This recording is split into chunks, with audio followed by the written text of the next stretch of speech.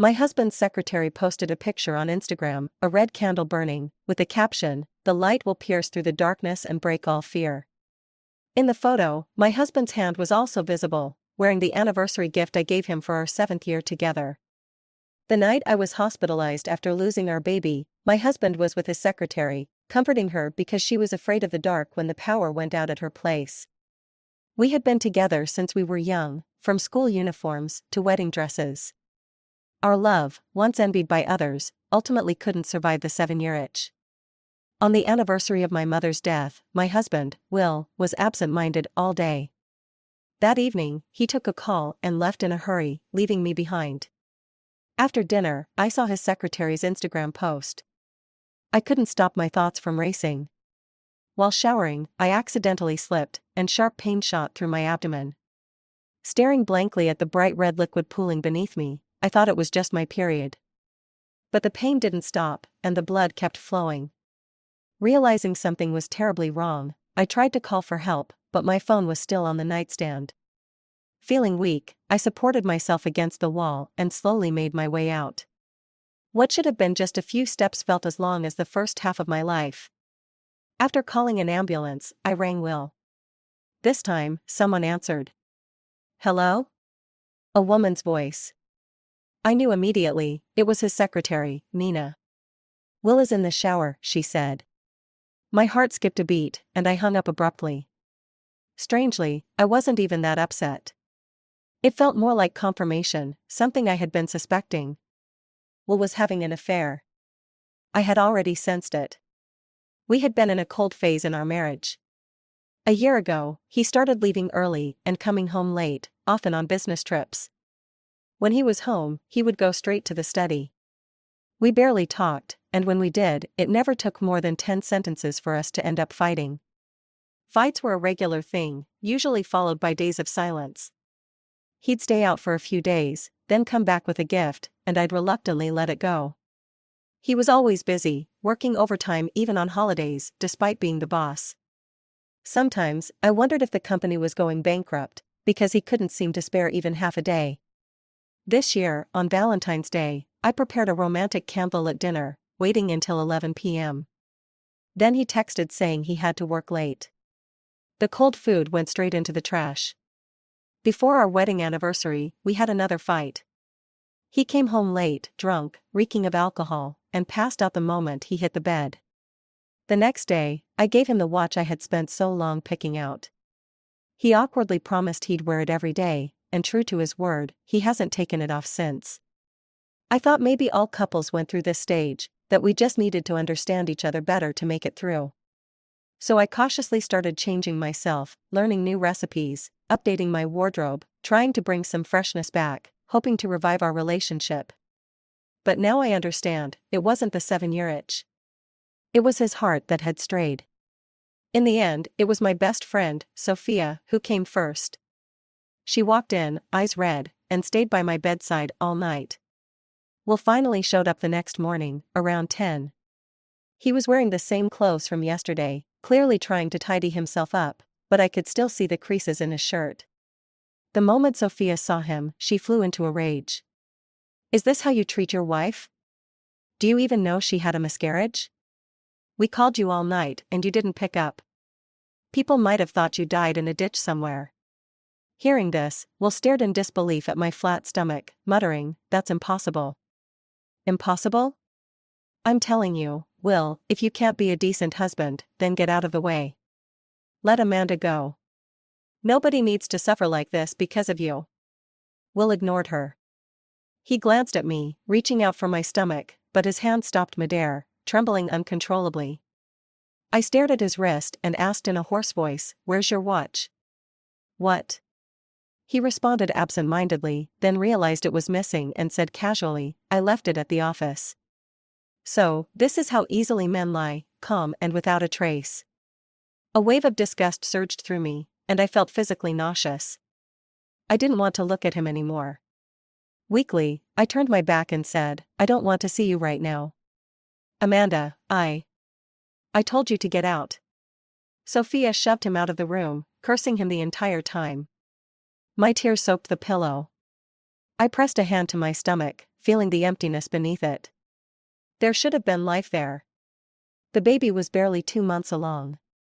I had just found out I was pregnant, hadn't even had time to feel the joy or excitement, and now he was gone. If Will hadn't left last night, would things have been different? Or if I hadn't seen that picture, maybe my baby would have survived.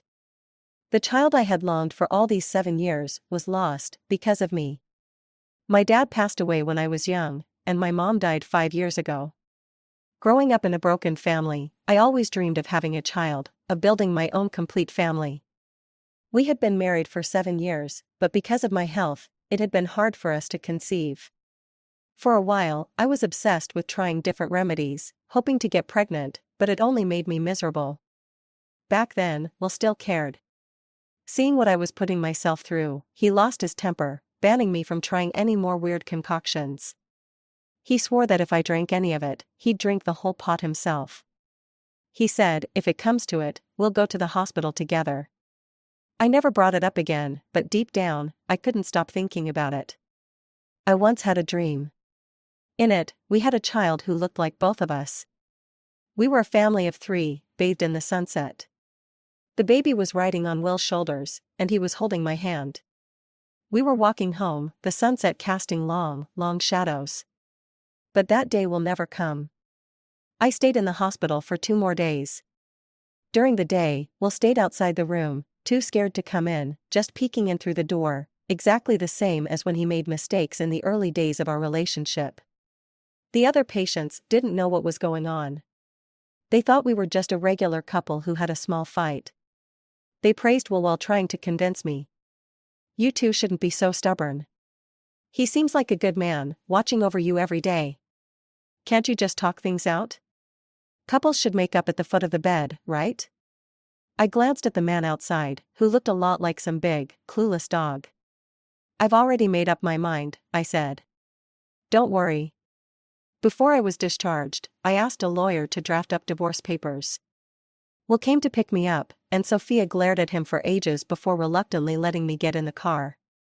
I hadn't told her about his affair, only that I was divorcing him. Even so, Sophia believed it was something he did to hurt me.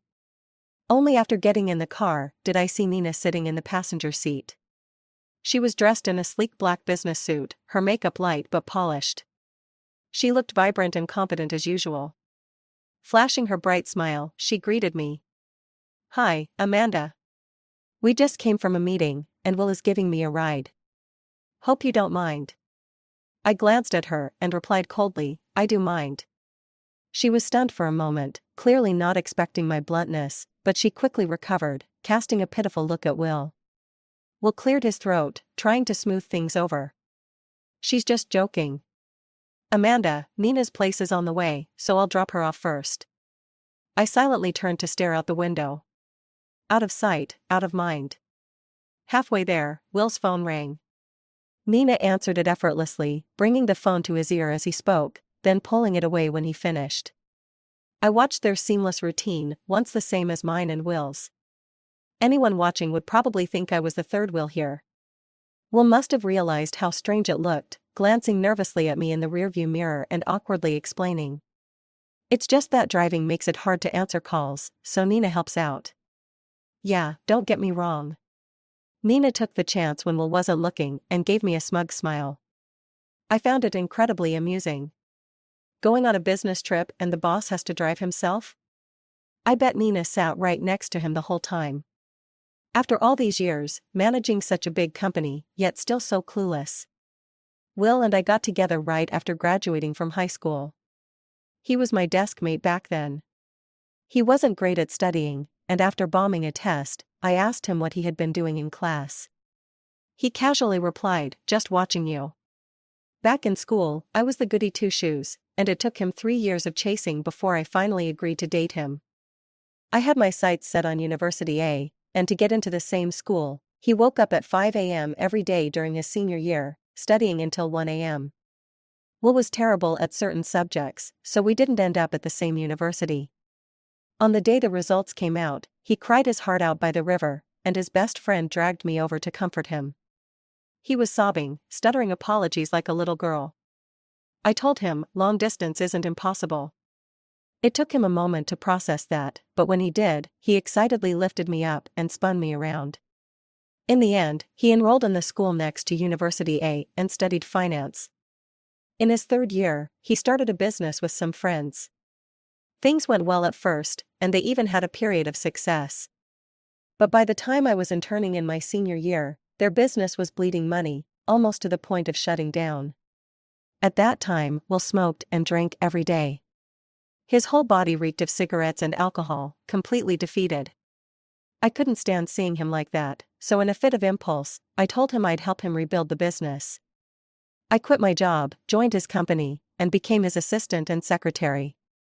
Then, it turned into both of us drinking at those business dinners. There's no avoiding alcohol at those things, even if Will tried to shield me from it. You meet all kinds of people at those events. Once, we finally secured an investment, but the person in charge was a bald old man who sat next to me, pouring drink after drink, his murky eyes lingering on me.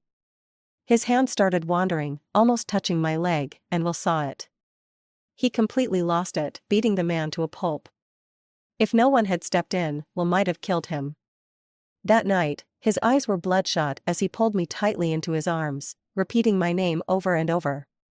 Warm tears dripped onto the back of my neck as he said, "Never again. I'll protect you. You won't have to suffer anymore." In the first year the company showed signs of recovery, we got our marriage certificate. The wedding was grand. He promised me he'd love, protect, and cherish me for the rest of my life. When you're young, it's easy to be moved. I cried my eyes out at the wedding, thinking it was the start of happiness. In all the perfect love stories, the happiness ends there. Little did I know, that was only the beginning of another story. For me, it was destined to be a tragic one. As the company grew over the years, I lost interest in the business world. After talking it over with Will, I resigned and took 15% of the company shares. I majored in photography in college, and over the past 2 years, I've opened my own studio, taking portraits for people and occasionally posting short videos online. Slowly, I gained a bit of a following and made some money. Nina joined the company right after I left. At first, Will would tell me about his new secretary, how meticulous and reliable she was. Later, he said she looked so pitiful sitting on the steps with a stomachache, reminding him of a younger version of me. I had added Nina on social media by then. She'd post photos of her and her colleagues working or eating together, with Will often standing right next to her. I was too busy with my studio to pay much attention and even told him to take good care of the new girl. Now, looking back, it feels laughably ironic. The housekeeper took a month off, and it wasn't until Will came home and realized no one was cooking that he asked me. "The housekeeper's son is sick and she took a month off. Didn't you come home?" He awkwardly explained, "I've been visiting you at the hospital during the day, and with so much work piling up, I've been going to the office at night." I looked him up and down, as if seeing him for the first time. He was in his early 30s, not overweight like most men his age. Handsome, wealthy, with an air of authority, a figure most people would consider successful. But he didn't resemble the man who once promised me a lifetime together. "Why are you looking at me like that?" "Nothing," I shook my head. "Since the housekeeper's not here, are you cooking tonight?" "I haven't eaten your cooking in years." "Make me a meal." He was about to refuse, but after hearing the second part, he hesitated and then nodded. There was no food at home, so I told him to go buy groceries himself. Maybe out of guilt, he agreed to everything I asked. After he left, I sat in the empty house, lost in thought. After we got married, we moved from our rented apartment to this villa. It had only been 4 days since I'd last been home, yet it felt like a lifetime ago. I wandered around the villa, from the gate to the garden, then into the living room. Every flower, every piece of furniture, all of it had been carefully selected by us. In the center of the garden stood a tall silk tree, with a bed of roses underneath, my favorite flowers. It was hard to let go. Will came back soon, carrying lots of groceries. I leaned against the kitchen door, watching him busy himself, my mind drifting back to when we first moved in together. After college, we rented a tiny apartment. Back then, we were so poor, Will had to cook every meal. At first, he couldn't even tell sugar from salt, but eventually, he became quite the cook. After his business took off, he got caught up in socializing and never cooked at home again. I always thought he would have lost his touch by now.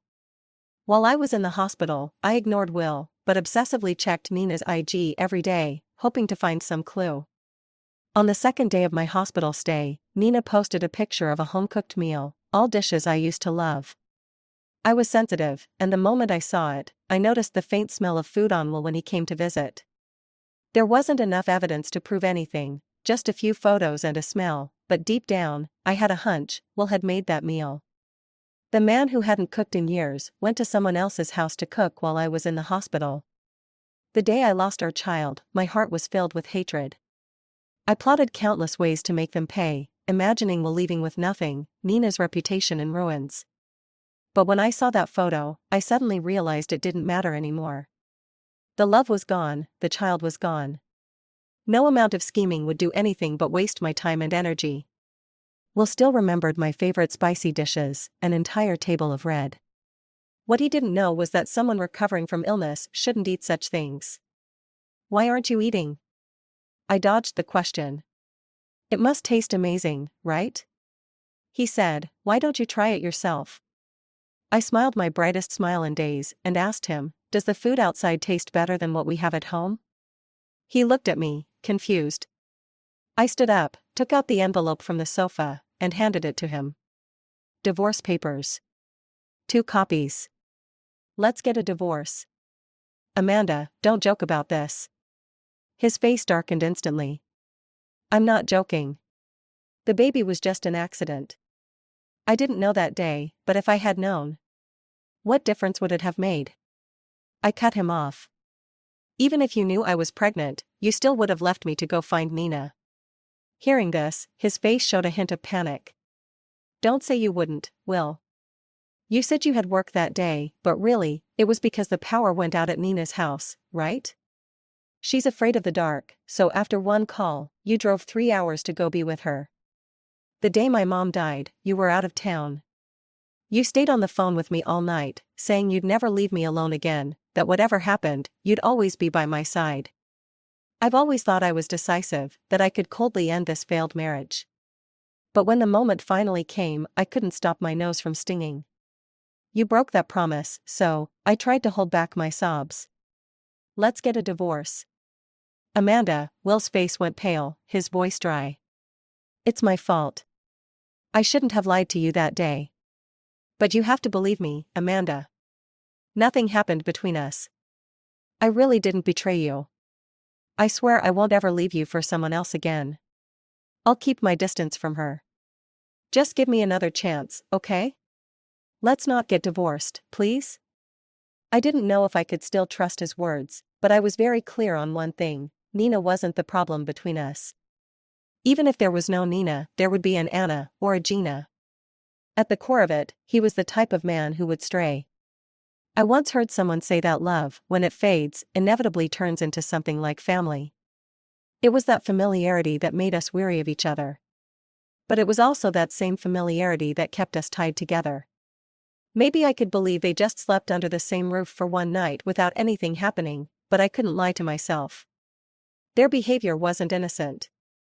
Emotional betrayal is still betrayal, and to me, it's even more disgusting than physical cheating. I couldn't accept that my husband was thinking of another woman while eating and sleeping beside me. That in my hardest, most vulnerable moments, he was worrying about someone else.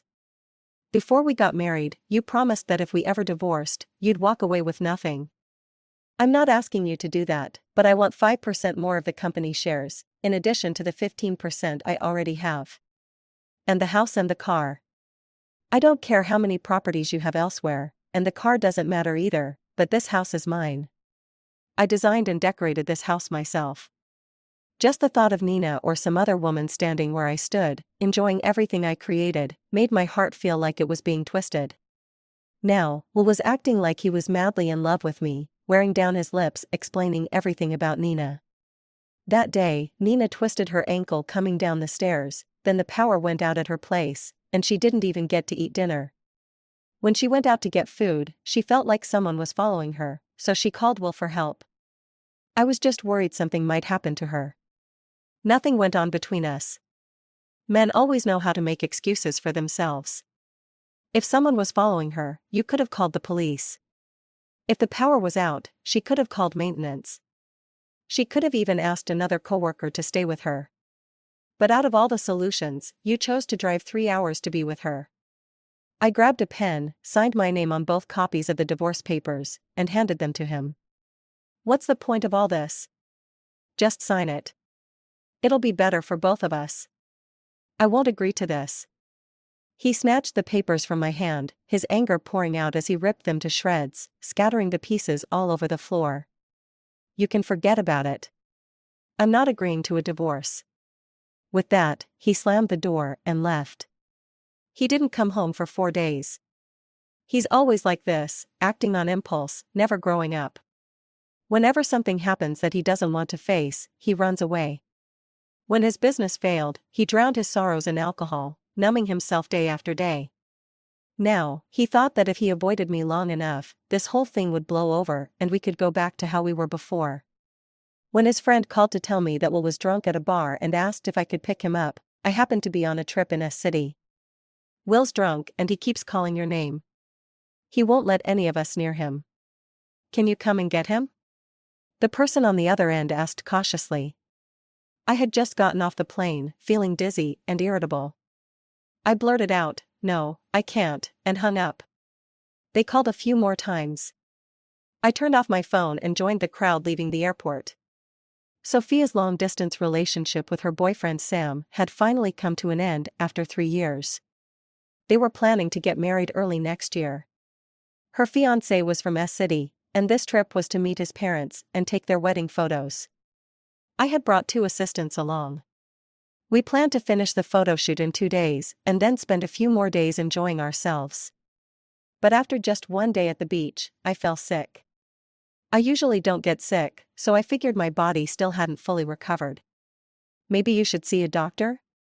No need, it's just dizziness. I'll be fine after some rest. Sophia handed me a cup of hot water, glancing at her phone now and then. Go spend time with your boyfriend. You've waited long enough for this reunion. I'll just get some sleep. After I reassured her that I wasn't feeling too bad, she finally left. 2 minutes later, the doorbell rang. I thought she must have forgotten something, but when I opened the door, I saw a man with a weary face. Amanda. Will? The man in front of me had messy hair, a scruffy beard, dark circles under his eyes, and a wrinkled suit. His disheveled appearance startled me. He had always been so concerned about appearances, even after our worst fights, he could still act like the perfect loving husband in front of others. Now, I barely recognized him. Frowning, I asked, "What happened to you?" His bloodshot eyes filled with desperation as he stepped forward and hugged me, resting his head on my shoulder, mumbling, "Amanda, I'm sorry, I'm so sorry." Faintly, I could smell alcohol mixed with an unfamiliar scent. His odor was overwhelming, making my dizziness even worse. As he leaned in closer, I suddenly snapped out of it and instinctively pushed him away. He wasn't prepared, and stumbled into the door handle, his face twisting in pain. Come inside. After all, we were still married. I couldn't be that heartless. The impact had left a bruise on his lower back, and soon a purple mark spread across the area. I lifted his shirt a bit more, to inspect the bruise. Above it, there was a small wound that had already started to scab. Something flickered in my mind, but I didn't dwell on it. I called the hotel for some medicinal liquor to treat him. Still feverish, I didn't realize that I had pressed too hard while applying the medicine, and he inhaled sharply through his teeth. It's fine, it doesn't hurt, he said quickly before I could say anything. Was it my imagination, or did he sound a little happy? Once I finished treating his wound, I immediately asked him to leave. He gave me a pitiful look, his eyes filled with sorrow. Amanda, You got hurt because of me, and I'm sorry for that. That's why I helped you. But don't get the wrong idea. I'm not changing my mind about the divorce. His voice turned hoarse. Can't we not get divorced? No, we can't. I said as I pushed him toward the door, but he grabbed me back, nearly begging. We'll have another child in the future. I know I've been neglecting you lately, and I know you're hurt, but it won't happen again. we can go back to how we were. It's just a little problem. It's not bad enough to divorce over, right? In the end, he couldn't accept that his steady marriage was ending so suddenly, without warning. He couldn't believe that the woman who had always stood by his side would finally decide to leave him. He was used to doing whatever he wanted. Back then, he'd stay up all night studying because of a fleeting crush. In college, he fearlessly pursued his entrepreneurial dreams. And when he met someone new and exciting, he would neglect me. He never thinks about the consequences. When he got bad grades, he would hide and cry. When his business failed, he drowned himself in alcohol. Whenever there were problems in our relationship, he'd seek out someone who gave him a sense of excitement. But this time, I don't want to pick up the pieces for him anymore. Will, I called him, just like I used to. I know you, and you know me just as well. You don't need to make excuses for yourself, and you don't need to cover for me either. You're already tired of this, and my love is running out. What's the point of this broken marriage? He couldn't find the words to respond. Slowly, he let go of my hand and left without saying another word. After Will left that day, looking completely lost, I thought he would disappear for a while. But to my surprise, in the following days, he started showing up around me even more frequently. Sophia wrapped her arms around my waist, her gaze falling on Will, who was having a lively conversation with Sam not far away. What's going on with you two? Why are you getting divorced? No feelings left, I replied. She scoffed, your eyes are telling me you're lying. As for him, he looks like a lovesick puppy. No feelings? Yeah, right. I pushed her hand away and gave a fake smile. Worry about yourself instead. Aren't you nervous about meeting Sam's parents tomorrow? Oh. She sighed, and the conversation shifted to what outfit would be appropriate for tomorrow. We were going to shoot the last set of photos today. At some point, Will and Sam started chatting. When Sam arrived, he had an apologetic look, clearly aware of what was going on between me and Will. I'm sure Sam had a big part in Will finding me here. I glanced at Sophia, who was talking about her fears and excitement about meeting Sam's parents tomorrow. She radiated happiness. I couldn't help but wonder, if every marriage ends up like mine and Will's, what would happen to my Sophia? Sophia is loyal and soft-hearted. I just hope Sam is different from Will. The breeze was perfect, and the shoot went smoothly. Will was running around, carrying the camera and helping direct the shoot. My two assistants awkwardly stood off to the side as their work was completely taken over. Is that your husband? One of my younger female assistants whispered. I glanced at her. Ex-husband. She froze, sneaking a glance at Will and then back at me. Later, at dinner in a restaurant, I went to the restroom for a moment, and when I came back, the only seat left was the one next to Will. Sophia and the assistants were all visibly excited, signaling me to sit there. I raised an eyebrow and casually took the seat. Throughout dinner, the conversation kept circling back to me and Will. I kept a straight face, either answering with a brief response or forcing a laugh when I didn't want to. That night, Sophia insisted on sleeping with me. We lay side by side in bed. You're not happy today, she stated confidently. I smiled but didn't say anything. She turned on her side, propping her head up with one hand. Are you really going through with the divorce? Yes. There was a long silence. After a while, she said gloomily, I wonder which woman will get lucky in the future. Will's company wouldn't be where it is today without your help. I was unexpectedly amused and patted her shoulder in reassurance.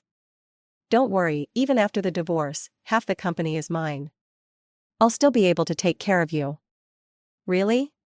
When have I ever taken a loss? True. After Sophia and Sam finished their wedding photos, I gave my assistants some time off and decided to enjoy myself for a bit. Will insisted on tagging along, and I didn't refuse. We toured various attractions in S-City together. 7 years of marriage, and this was our first trip together. When I got tired, he let me rest on his shoulder. When we climbed a mountain and I couldn't go on, he carried me to the top. We watched the sunset from the peak and the sunrise by the sea.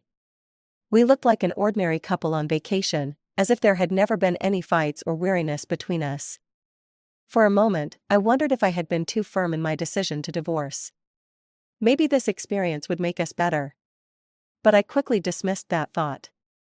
On the last day of the trip, I received an anonymous message. The room was pitch black, silent except for the faint light from my phone and the occasional soft moan from the video. After what felt like forever, I stiffly raised my hand and with all my strength, hurled the phone across the room.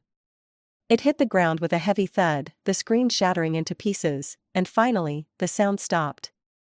The intertwined bodies from the video replayed in my mind, my stomach churning. I dry heaved in the bathroom for what seemed like hours, but nothing came out. When I looked up, I was startled by my own reflection in the mirror. The woman staring back at me was pale, with disheveled hair, looking like a ghost. I splashed cold water on my face, but my hands wouldn't stop trembling. I had always suspected Will of cheating, but I trusted his character, believing it was only an emotional affair, that he wouldn't cross that line. But that video hit me like a slap in the face. That faint perfume I smelled on Will the day he came to S-City, the healing scratch marks on his back, and his constant apologies while holding me, all came rushing back. Will had slept with another woman, then had the audacity to play the victim in front of me. I realized I might have some sort of purity complex. Just thinking about the places he touched me, the frequent physical contact we had over the past few days, made my skin crawl. Sensing something, Will texted me from the next room. "Amanda, there's a great restaurant downstairs. How about we try it tomorrow morning? Are you asleep? Good night." I changed my flight and got up before dawn. Before boarding the plane, I sent him the video and a message. "Meet me at the Civil Affairs office at 9 a.m. tomorrow." When I landed and turned on my phone, missed calls and message notifications flooded in, causing the phone to lag. Most were from Will, with a couple from Sophia and Sam. "Sophia, back home?" "Me, just landed." As I walked out of the airport, memories of our first visit to this city came flooding back. Back then, we had nothing but passion and ambition, and Will's gaze was full of love when he looked at me. Amidst the crowded city, with the noise of life surrounding us, he had said, "I'm going to make so much money and give you the happiest life in the world." The past few decades felt like a fleeting dream. The glitz and glamour of the big city had blinded us, making us lose sight of our original intentions. The next morning, the sky was overcast, threatening rain. Will was waiting at the entrance of the Civil Affairs office as promised. After seeing the video, he probably didn't have the face to explain himself anymore, so he didn't say much. By the time we came out, the dark clouds had scattered, and sunlight poured over the earth. He mumbled, "I was drunk that night. It only happened once. It doesn't matter anymore." I waved without turning back. In the end, Will still had some decency, giving me an extra 10% of the company shares, making me the largest shareholder. He wanted the villa, and I agreed, on the condition that I take out everything I had decorated it with. Afterward, I signed up for a travel group and toured around the country, looking for photography inspiration. Some of my works even won awards. Every now and then, I'd hear about Will. He fired Nina, who caused a scene at the company, claiming she was pregnant and calling him a scumbag. Will made her get an abortion in front of the whole office. Later, it turned out Nina wasn't pregnant at all, but Will's drinking problem was real. The following summer, Sophia and Sam got married. And that's when I saw Will again at their wedding. He was so thin it was frightening, his clothes hung loosely on him, like a skeleton wrapped in fabric. When Sam put the ring on Sophia, his hands trembled so much that he almost dropped it. He tried several times before he managed to get it on. When he said his vows, he stuttered, struggling for a long time before he finally blurted out a name. I was moved to tears, overwhelmed with emotion for Sophia's happiness. Through the blur of my tears, I met Will's gaze across from me. His eyes were filled with tears, and his lips moved as if to speak. Maybe he was remembering our own wedding, when he was so nervous he could barely get the words out, and all that love he had for me came down to just one line, "I do." In the third spring, I received the news that Sophia was pregnant, and I was overjoyed. Her daughter was born at the end of winter, and I put aside my work to be there for the birth. The baby was very calm, sleeping most of the time. Even when she was awake, she was quiet and smiled at everyone she saw. Many people came to the baby's full-month celebration, including Will. I hadn't seen him in so long, and he had changed a lot. The midlife crisis had finally caught up with him, his hairline had receded quite a bit, and he was starting to show signs of weight gain. I tried hard to reconcile this man in front of me with the Will I knew back in school. In the fourth summer, I received an unsigned letter. It was typed and contained only one sentence: "I hope you're happy." In the end, I left the letter in a trash bin somewhere local. I had too much luggage to carry anything extra. The end.